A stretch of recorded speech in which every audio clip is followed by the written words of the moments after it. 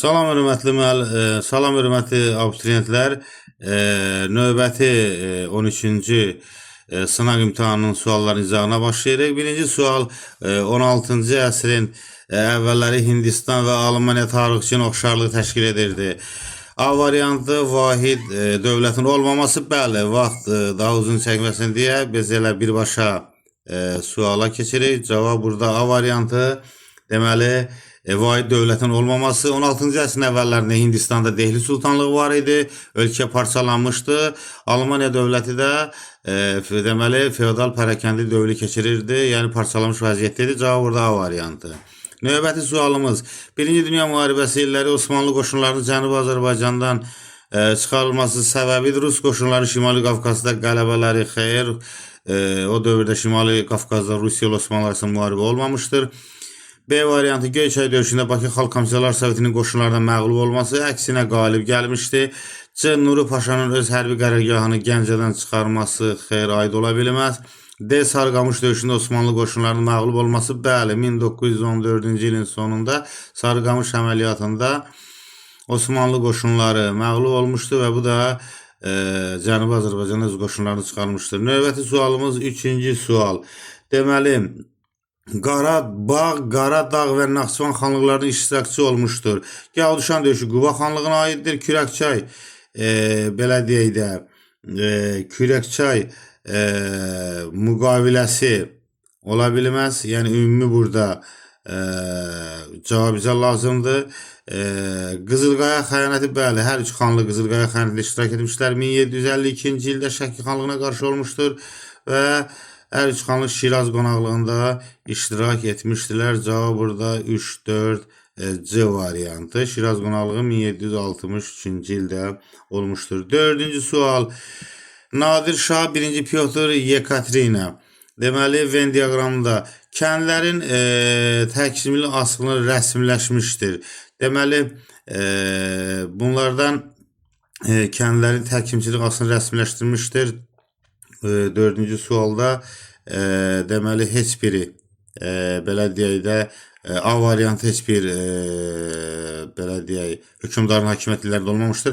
Zədəganlar haqqında fərman imzalanmışdır. B variantı 3-2-ci Yekaterinaya gedəcək. Osmanlı dövlətlə sülh müqaviləsi, deməli hər belə deyək hökmdar, deməli 3-cü sual. 3-cü sualda belə deyək, Osmanlı dövləti ilə sülh müqaviləsi imzalamışdır. C variantı oxşara gedəcək orada. Deməli C variantı oxşara getməlidir. Hər üç hökmdar imzalamışdır. Sonra gələcək burada rəiyyəti hərbi qulluğa çağırmışdır. Nadir Şaha aiddir. Baltik dənizə çıxmaq uğrunda mübarizə aparmışdır. Bu 1. Pyotra aid olmuşdur. E variantı.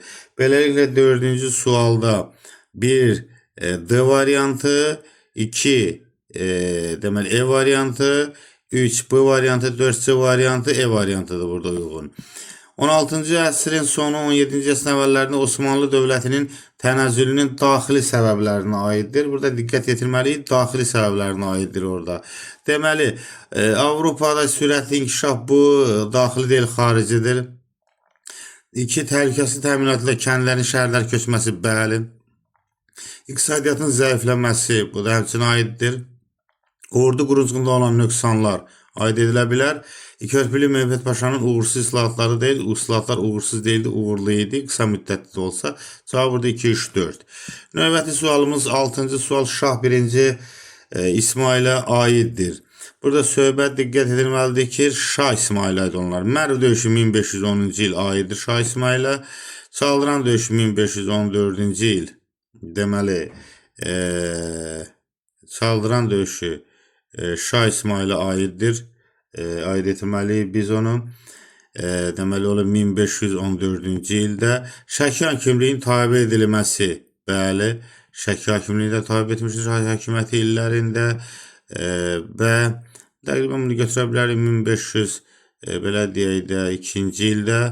Cavanı döyüşü 1513 şahlıq illərinə aid deyil, Amasya 1555-ci ilə aid deyil. 6-cı sual cavab 1-2-3 A variantı.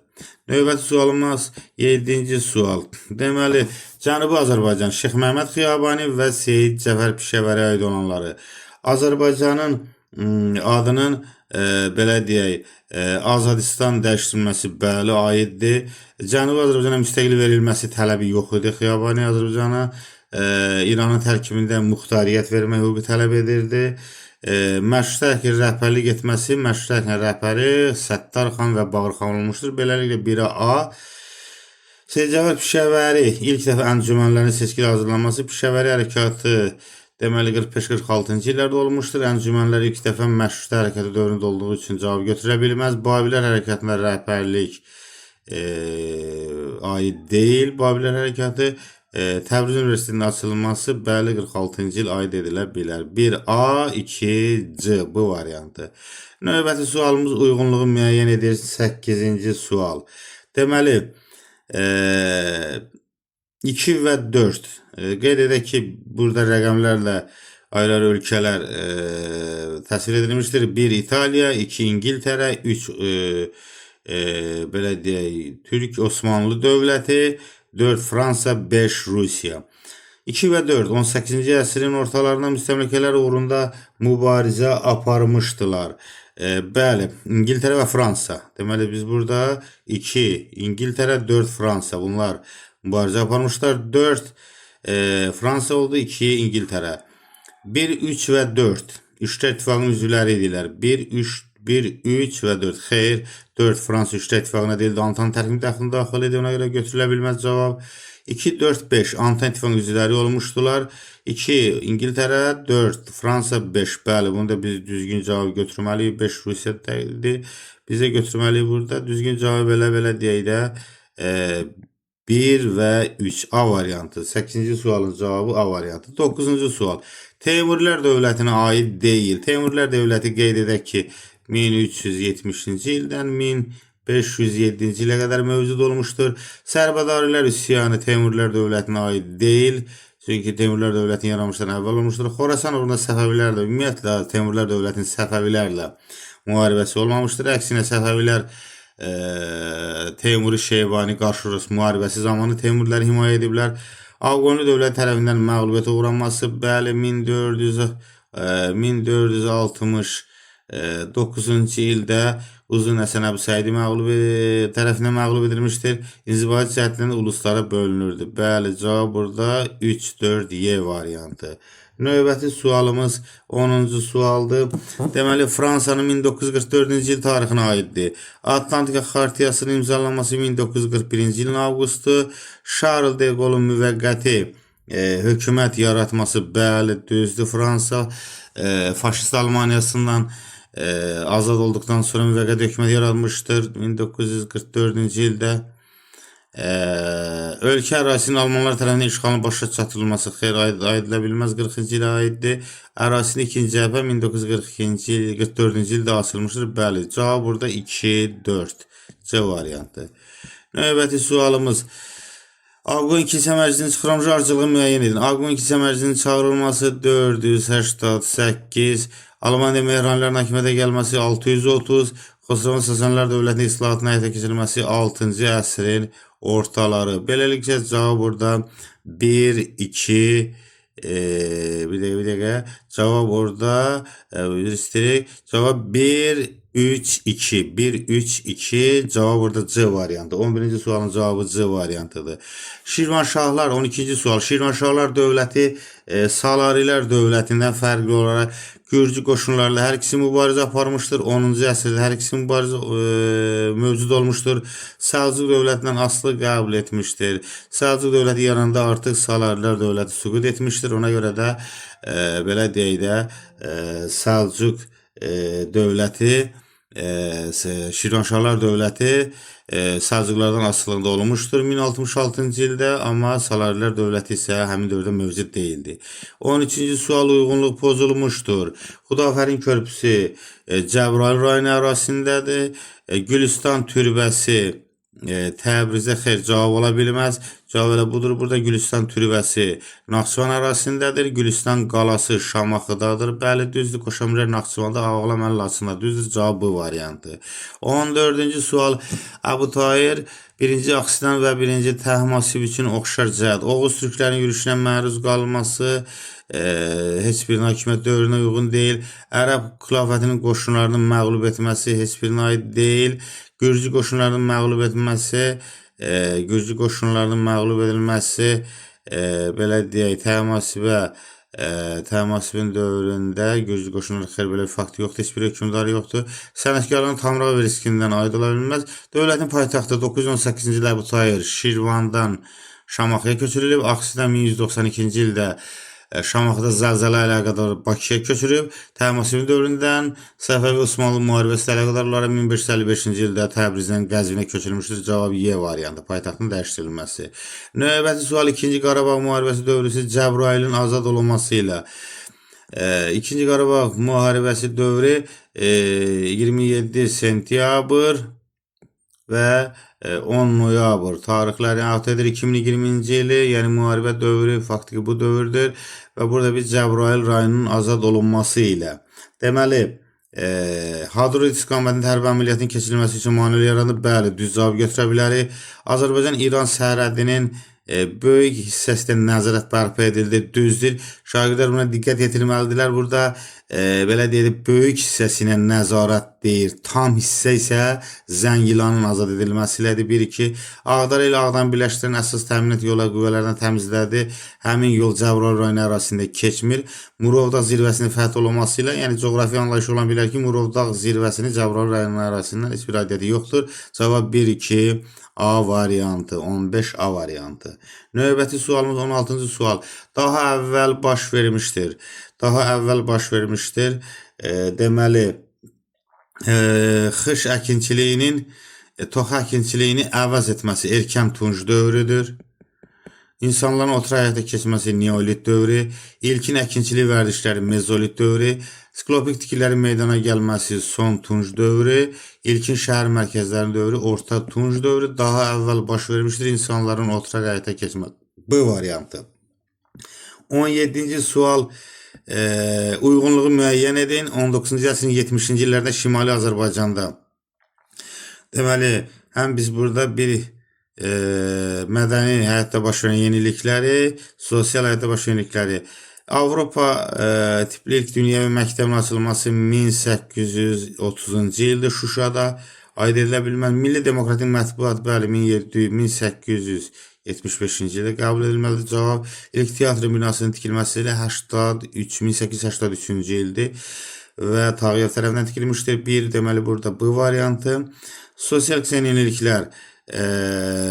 Nobel qardaşlar şirkətinin fəaliyyətə başlanması, bəli, 2A olmalıdır. Burada 1879-cu ildə İsveçin Nobel şirkəti, deməli, Azərbaycanda fəaliyyətə başlamışdır, qəbul edilməlidir. Qorum elmlər seminariyası 70-ci illərdə baş versə də onu sosial-iqtisadi yenilik deyil, mədəni yenilikdir. Həm də o Şimali Azərbaycanda fəaliyyətə başlamış, Gürcüstanda fəaliyyətə başlamışdır. Neft sənayesinin intizam sistemi 1872-ci ildə 1, deməli B, 2A, C, cavab burada D variantı. Növbəti sualımız 18-ci sual. Deməli, Midiyada İski dağlığının mövcud olduğu illərdən Manna dövləti. Midiyada İski dağlığı 28 il mövcud olmuşdur. Deməli, 653, 625, 28 il mövcud olmuşdur. Urartu dövlət tərəfindən süquta uğradıldı. Xeyr, Manna dövləti Midiya tərəfindən süquta uğradılmışdır. Cavab ola bilməz. Assuriya ilə, deməli, ittifaqı belə deyək də bərpa etmişdir. Bəli, biz bunu cavab götürməliyik. Çünki 650-ci ildən sonra Aşşur üsyan nəticəsində öldürdükdən sonra hakimiyyətə Uvalli gəldi. Assuriya ilə ittifaqı belə deyək bərpa etmişdir. Növbəti sual 19-cu sual. Xəritəyə əsasən Sacilər, Rəvvadilər və Şəddadilər dövlətinin paytaxtlarını müəyyən edin. Sacilər dövlətinin paytaxtı Ərdəbil şəhəri idi. Rəvvadilər dövlətinin paytaxtı Təbriz şəhəri olmuşdur. Şəddadilər dövlətinin paytaxtı Gəncə şəhəri olmuşdur. Cavab 4, 2, 3 A variantı. Növbəti sualımız hadisə nəticə əlaqələrinin verildiyi cavabı müəyyən edin. 20-ci sual. Deməli, Monqolların birinci yürüşü Gəncə şəhərini ələ keçirilməsi, birinci yürüş 1220-22-ci illərdə olub, Gəncə şəhəri ələ keçirilməmişdir. Marağanın Xaruşalar tərəfindən tutulması Atabəylər süqut etdi. Xeyr, Atabəylər dövlətinin süqutu Təbrizin tutulması ilədir. 1225-ci ildə Marağa şəhəri o dövrdə paytaxt deyildi. C variantı, ikinci Axisərin Monqollardan asılı düşməsi, Kəsranlilərin hakimiyyətinə sona çatması, Kəsranlilərin hakimiyyəti 1382-ci ildə Hüşəngin öldürülməsində başa çatıb, sonuncu Kəsranlilər nümayəndəsi Hüşəngi olmuşdur. D variantı, Xaruşalı Cəlladin Azərbaycana yürüşü, Təbriz sənətkarların qara qoruma aparması, Cəlaləddinin Azərbaycana yürüşü zamanı sənətkarlar qara qoruma apara bilməz. Çünki Cəlaləddin özü Monqolların yürüşü nəticəsinə qaçıb Azərbaycana gəlmişdi. Səhv variantıdır bu da. E variantı, Dərbəndin Monqollar tərəfindən tutulması, Cənubi Qafqazın Ali Monqol xanlığına tabe edilməsi. Bəli, 1239-1256-cı illər Azərbaycan Ali Monqol xanlığı, yəni o cümlədən Cənubi Qafqaz tabe edilmişdir. Növbəti sual 21-ci sualdır. Deməli, məntiqi ardıcınlığı biz burada tapmalıyıq. Burada İngiltərə kralının özünün papanı və elan edilməsi və bir il verilmişdir burada. Böyük Azadlıqlar Xartiyası 1215-ci il uyğunla 1215-ci ildən əvvəl gəlməlidir burada. Deməli, ölkə əhalinin silahlı üsyana qalxması, bəli, cavab burada bu variantıdır. Ona görə ki, həmin dövrdə İngiltərə kralının ölkədə belə deyək də qeyri-məhdud hakimiyyətə cəhd etməsi ölkədə o cümlədən feodalların üsyanına səbəb olmuşdur, bu variantı. 22-ci sual burada 10-cu əsr Bizans və 16-cı əsr Osmanlı dövlət tarixinə aiddir. Abbasilər xilafətinin məğlub edilməsi, Osmanlı dövləti mövcud olan da Bizans Abbasi xilafət hakimiyyəti deyildi. İspaniya qoşunlarına qarşı mübarizə aparılması, 16-cı əsrdə Osmanlı dövləti mübarizə aparsa da Bizans artıq o dövrdə mövcud deyildi.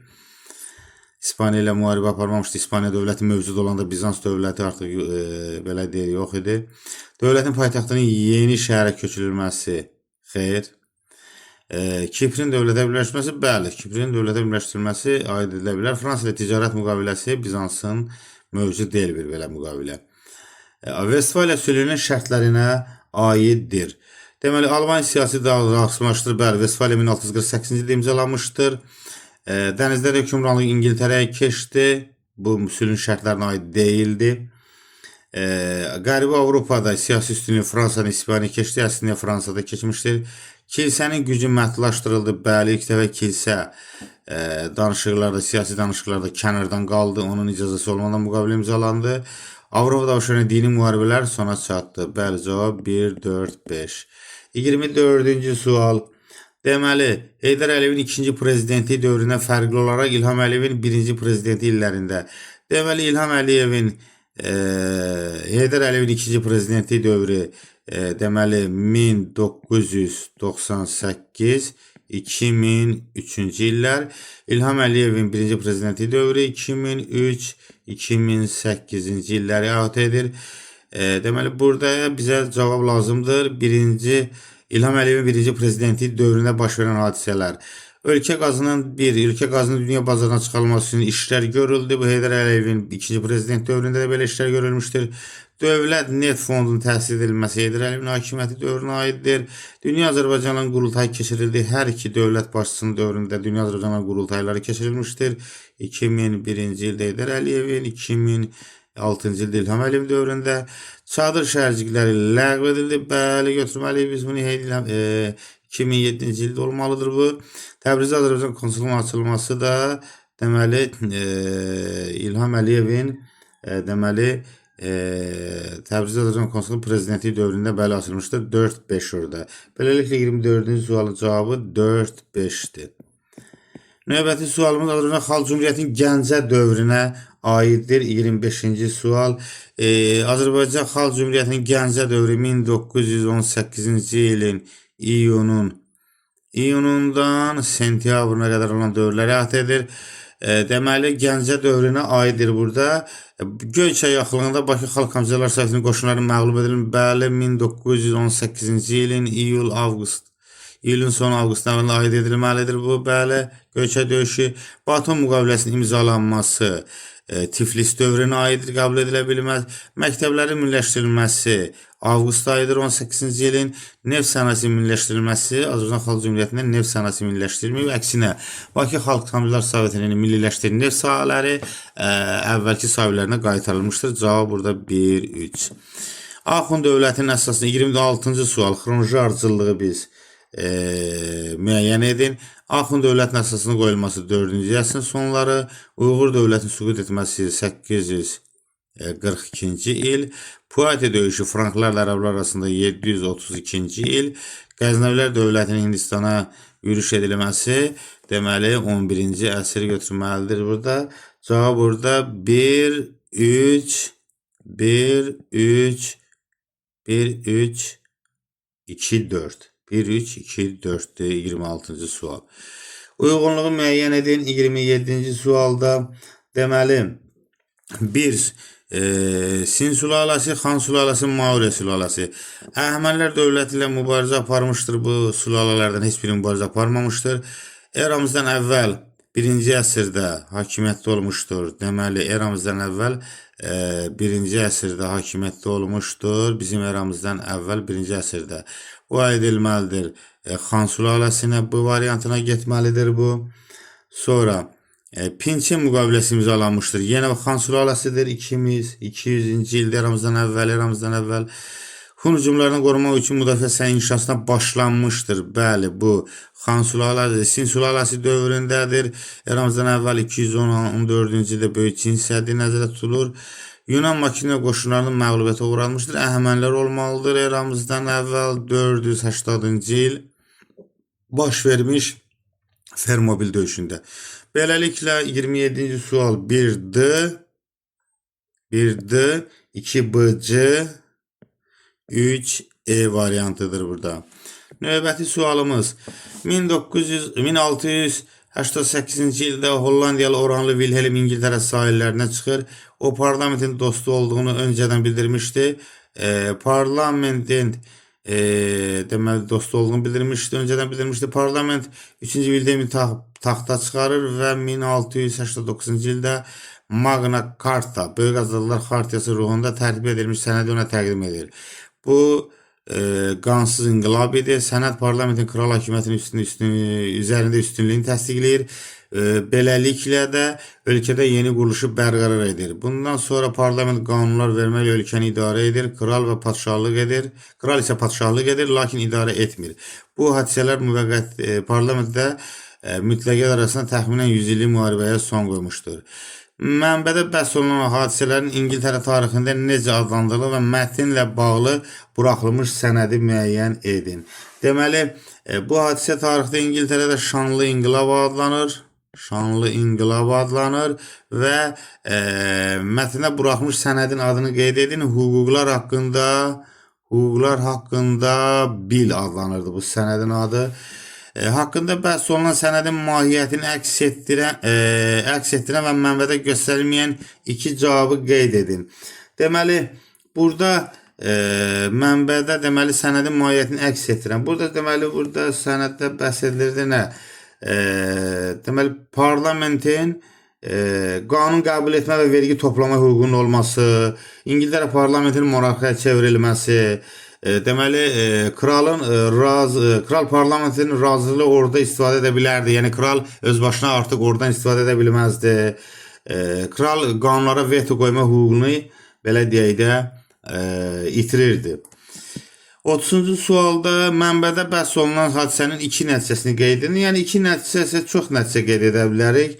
Stuartların hakimiyyəti devrilir burada. Hakimiyyət tamamilə burjuaziyanın əlinə keçir. İngiltərənin idarə etmə sistemi dəyişilir, təkmilləşir daha doğrusu və kapitalizm inkişafına, sürətli inkişafına yol açır.